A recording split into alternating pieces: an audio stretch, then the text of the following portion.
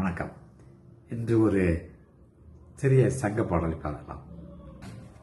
புணரி பொருத பூமணல் அடைகரை ஆடி மருங்கின் அளவன் ஓம்பி வளவன் வல்பு ஆய்ந்து ஊற நிலவு விரிந்தென்றால் காணலானே நட்டினை 11வது பாடலாம். ஒரு கடற்கரை நல்ல நில வெளிச்சம். அந்த நிலவொளியில் கடற்கரை பரப்பில் நண்டுகள்லாம் இங்கேயும் ஓடிட்டு இருக்கு. அப்போ ஒரு தேர் வருது.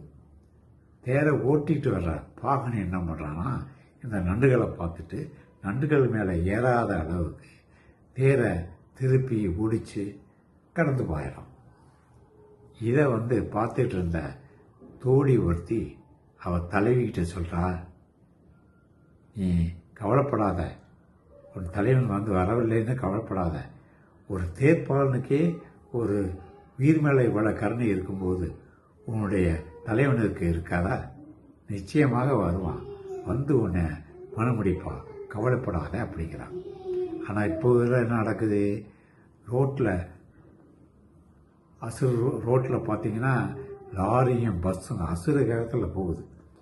குறுக்கால ஒரு மாடோ ஆடோ ஏன் மனுஷனும் வந்தால் கூட அடித்து போட்டுட்டு திரும்பி பார்க்காம போயிடுறாங்க.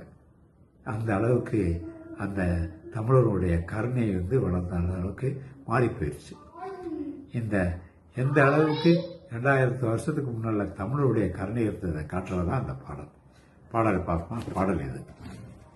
புணரி பொருத பூமணல் அடைகரை ஆடி மருங்கின் அளவன் ஓம்பி வளவன் வல்பு ஆய்ந்து ஊற நிலவு விரிந்தென்றால் காணலானே நட்டினை 11வது பாடல். வணக்கம்.